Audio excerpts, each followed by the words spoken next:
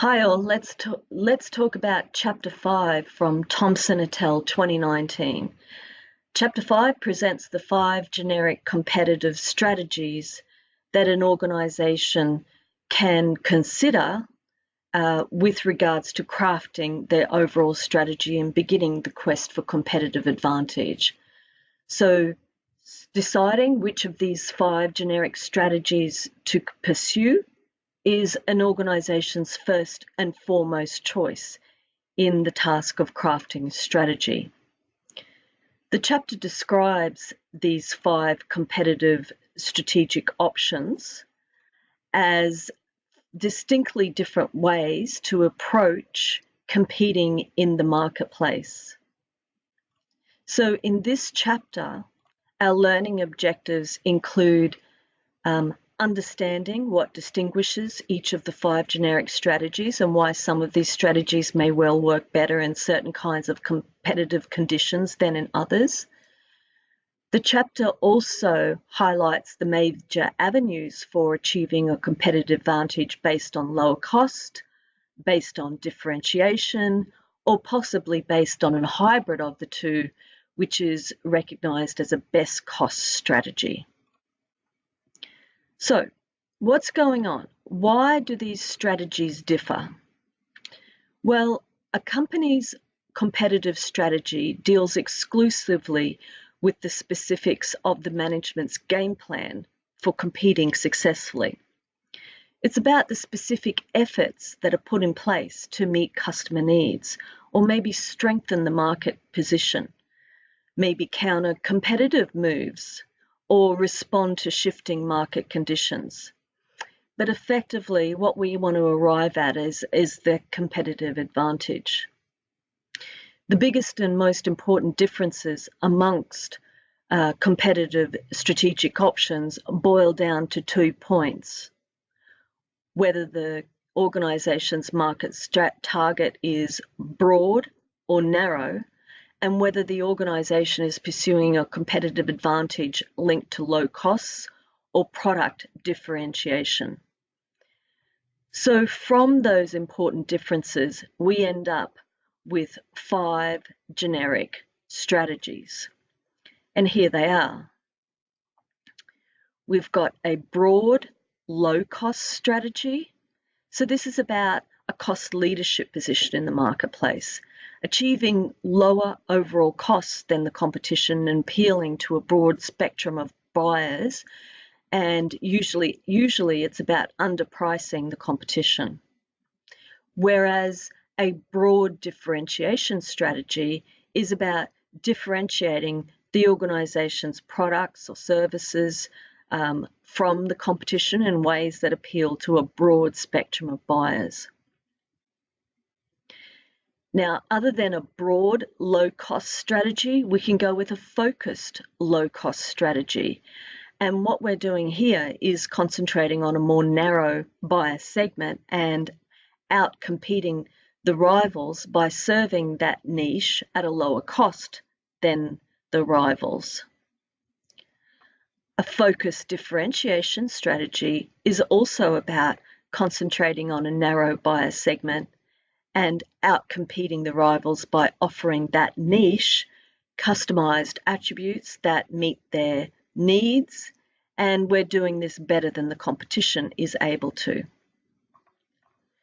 Now, a best cost producer strategy is a hybrid of the low cost and the differentiation strategies. And what we're doing here is giving customers more value for money by incorporating good to excellent product attributes at a lower cost than the competition. And the target is to have the lowest, best costs and prices relative to the competition's offering, but also definitely delivering on points of parity, in other words, comparable attributes. So these 5 generic competitive strategies examine how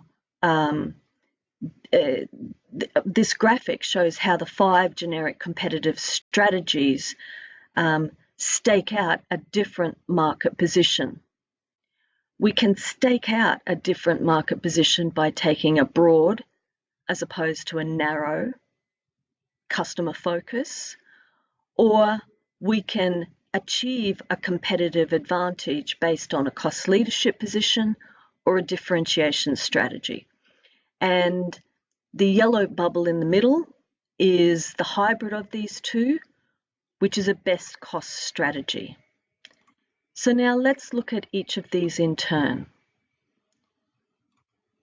A low cost strategy is about achieving a competitive advantage by lowering overall costs relative to the competition. And successful low-cost leaders who have the lowest industry costs are very good at finding ways to drive costs down, but not without overly sacrificing the product or services that buyers receive and find acceptable.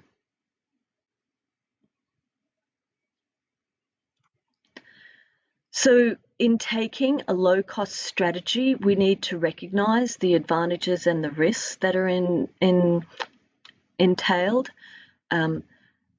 Greater total profits and increased market share can be gained from underpricing the competition.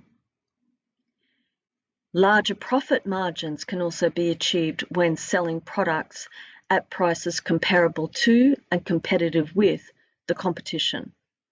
But beware, because low pricing does not always attract enough new buyers, and competitive retaliation price cutting may actually land us in the unfortunate position of a price war. There's two main ways to achieve a cost advantage. We can look at performing value chain activities more cost effectively than does the competition, or we can look at revamping the overall value chain to eliminate or bypass cost producing activities.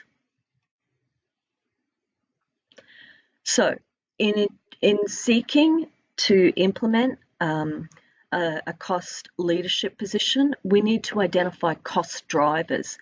And these are factors with a strong influence on the organisation's costs. They can be asset-based or they can be activity-based.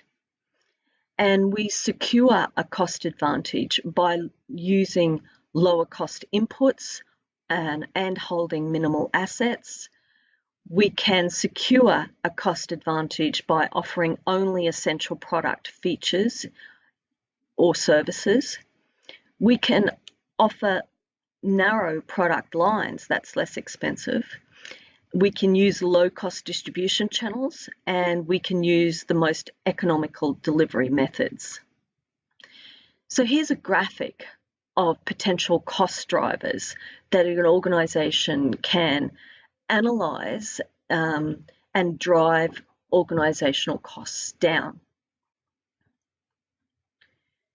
Looking at these cost drivers in more detail, we are talking about capturing all available economies of scale, taking full advantage of experience and learning curve effects, operating facilities at near or full capacity, improving supply chain efficiency, maybe substituting lower cost inputs whenever there is little or no sacrifice in product quality or performance incurred. We can also use the firm's bargaining power with regards to suppliers and or others in the value chain to gain a concession. We can use online systems and sophisticated software to achieve operating efficiencies. Or we can look at improving process design and advanced production technology. We can begin to be more alert to cost advantages achieved through outsourcing or vertical integration, and we can aim to motivate employees through an incentive system or maybe inherently with organisational culture. So when we're seeking to revamp the value chain to achieve a cost leadership position, we can consider selling direct to consumers, maybe online via the organisation's website, for example. But we can also bypass activities and costs of the intermediaries in using a direct-to-consumer channel of distribution. We can streamline operations to eliminate low value added or unnecessary work steps and activities.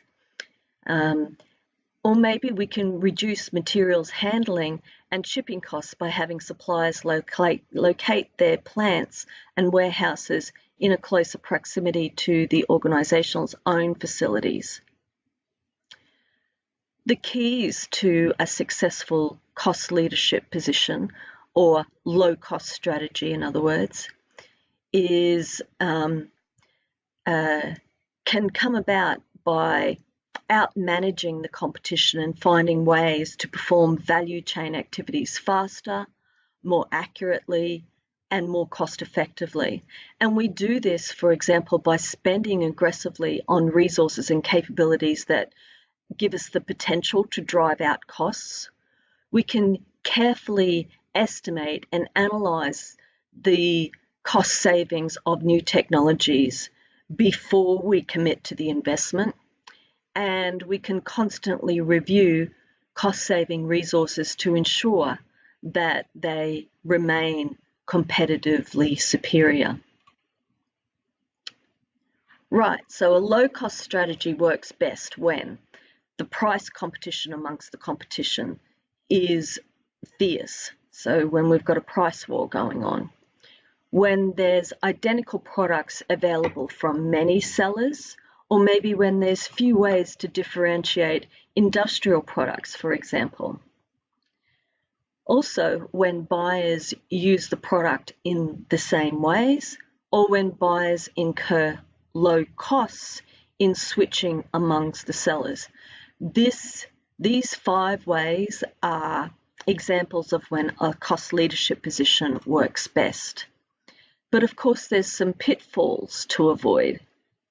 We want to avoid engaging in overly aggressive price cutting that does not result in enough unit sales gains to sufficiently recoup our foregone profits.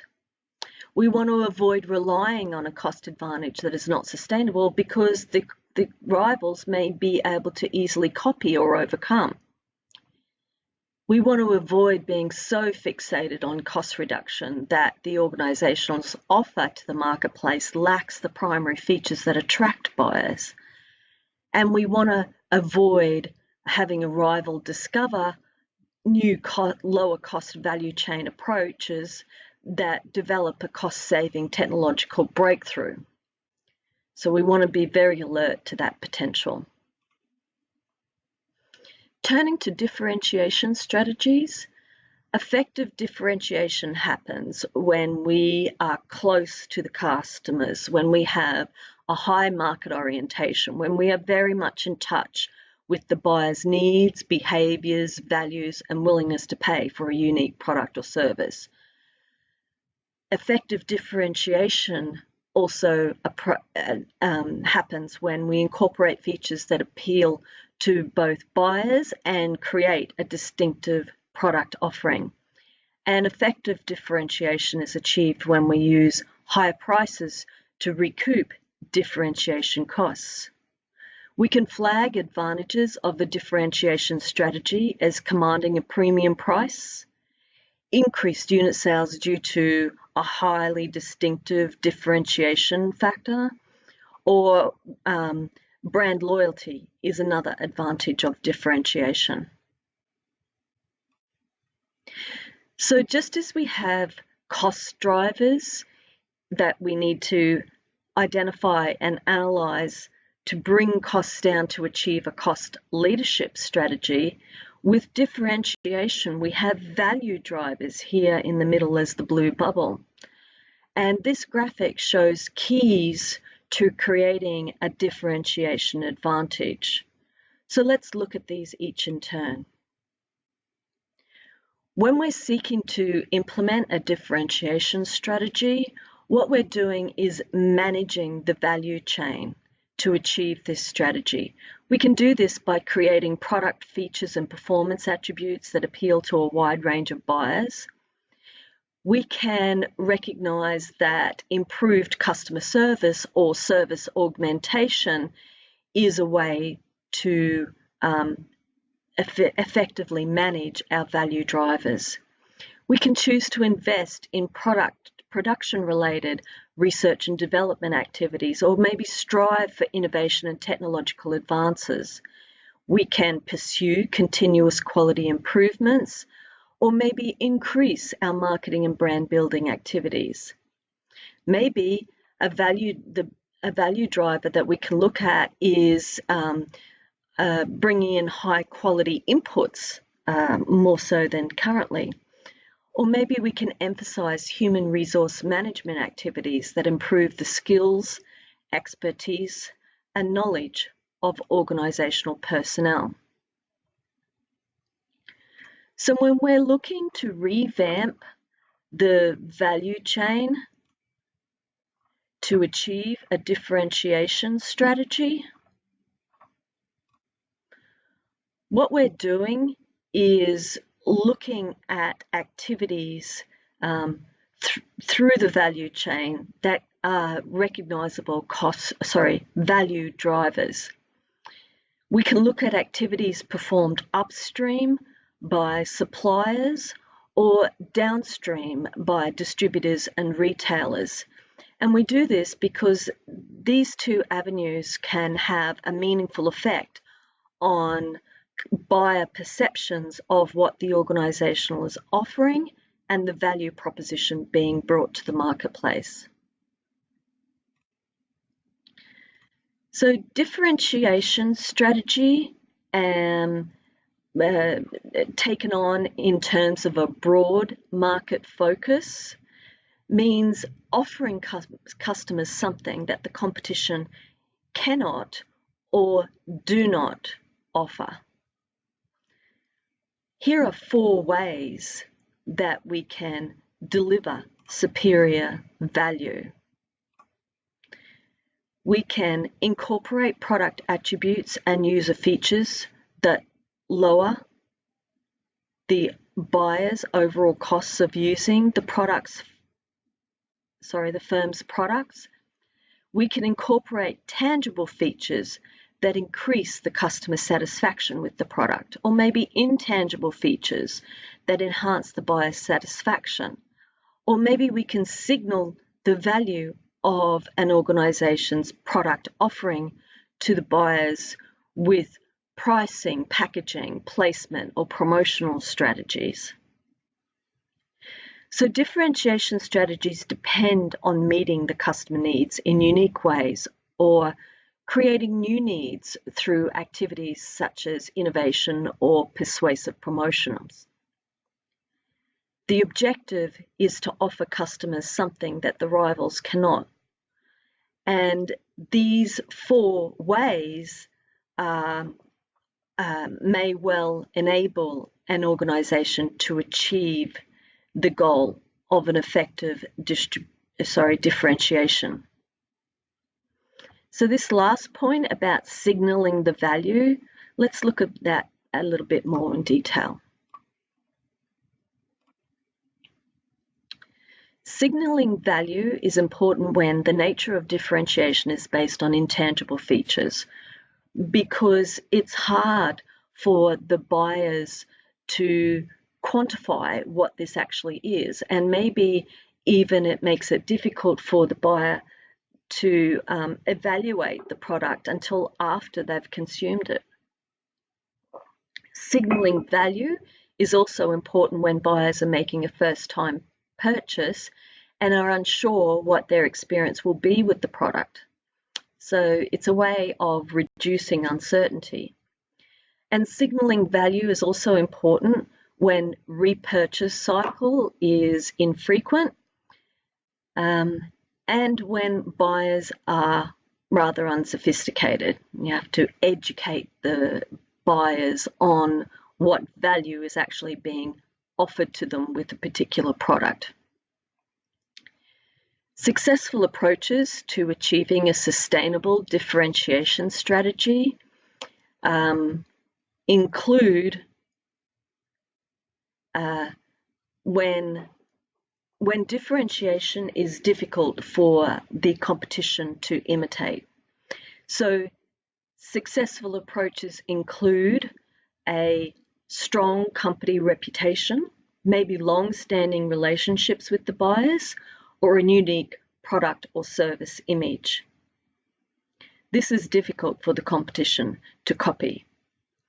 And differentiation creates substantial switching costs that lock the buyers in, and we can achieve this with, for example, patent-protected product innovation or relationship-based customer service. It's all about the relationships.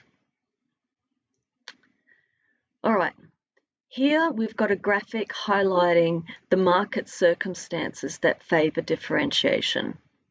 The market circumstances that favour differentiation include when the buyer's needs and uses for the product are diverse, when there are many ways that differentiation can offer value to the buyers, when there's few competitors following a similar differentiation approach, or when there is rapid change in the product's technology and features.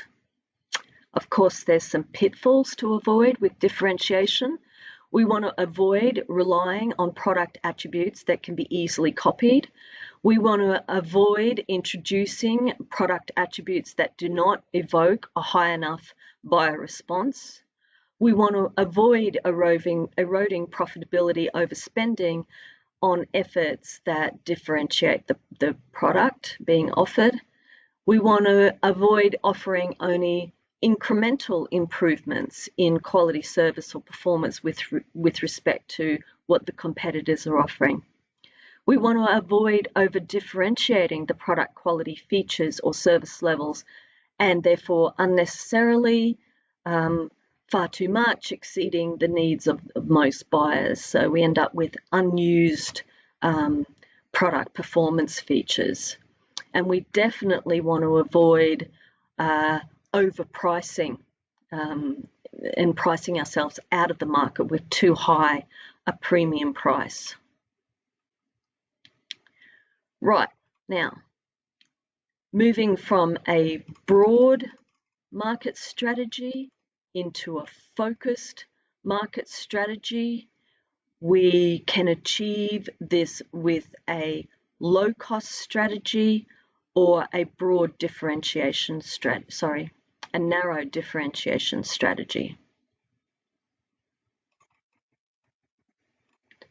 So a focused, low-cost or focused differentiation strategy is attractive when the target market niche is big enough to be profitable and offers good growth potential. Also, when industry leaders choose not to compete in the niche, and focusers can effectively avoid competing with the strongest competitors. Now, a focus strategy is maybe the best option when it's costly or too difficult to target multiple segments and meet the specialized needs of each of those niches.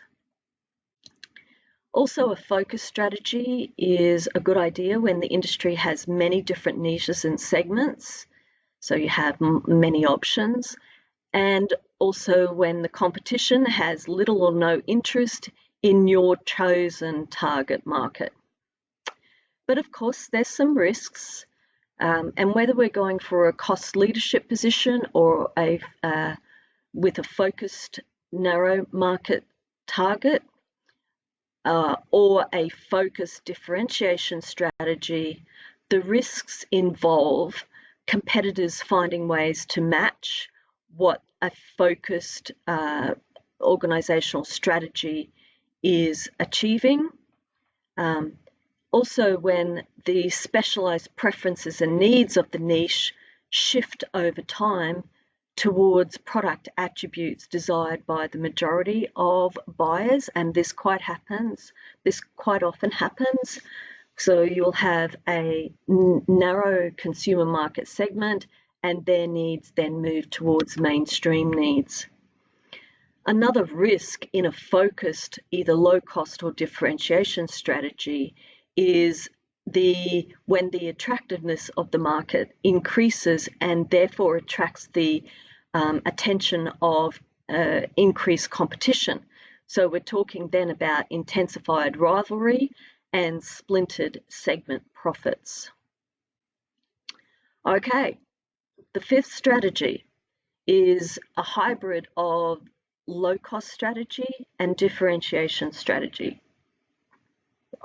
And this is the best cost hybrid approach.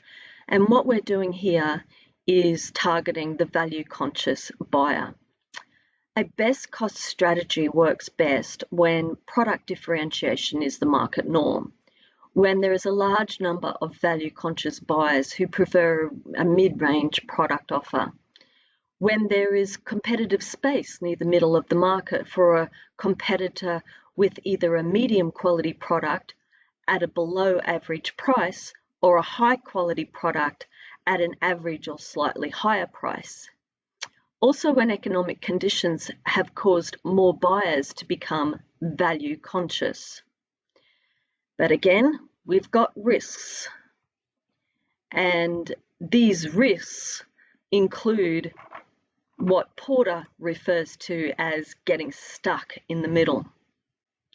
An organisation's biggest vulnerability in employing a best cost strategy is getting squeezed between the strategies of those using a low cost strategy and those using high-end differentiation strategies.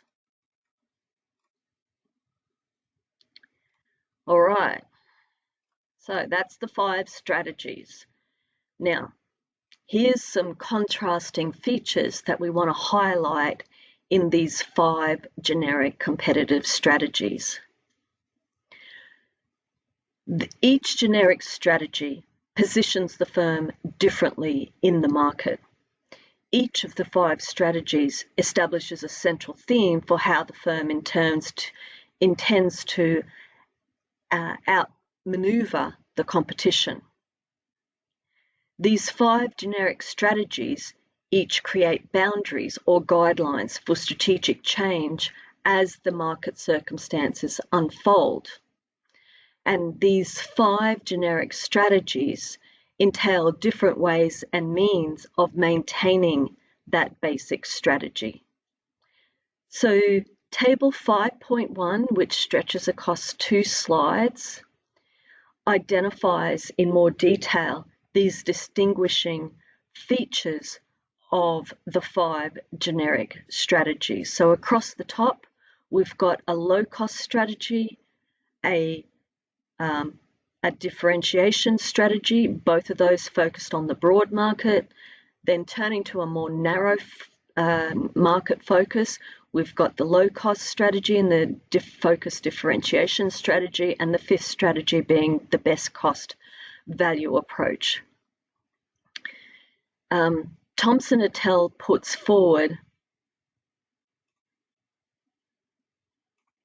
these features of these distinguishing features of the 5 generic strategies to include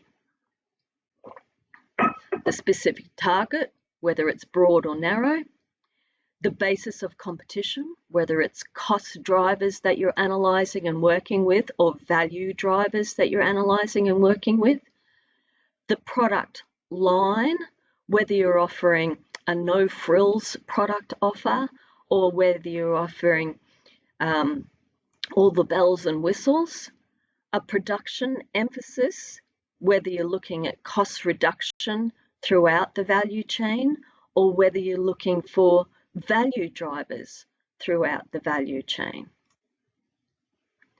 Marketing emphasis, whether you're going in on price or whether you're going in on differentiation.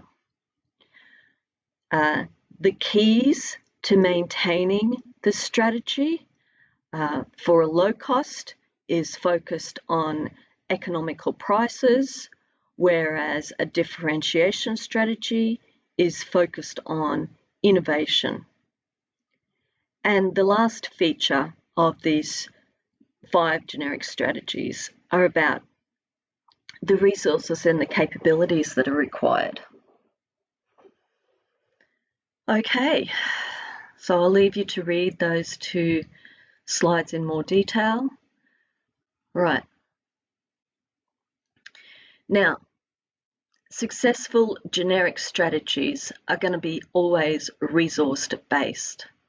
So a firm's competitive strategy is most likely to succeed if it's predicated on leveraging competitive value collection of resources and capabilities that match the strategy.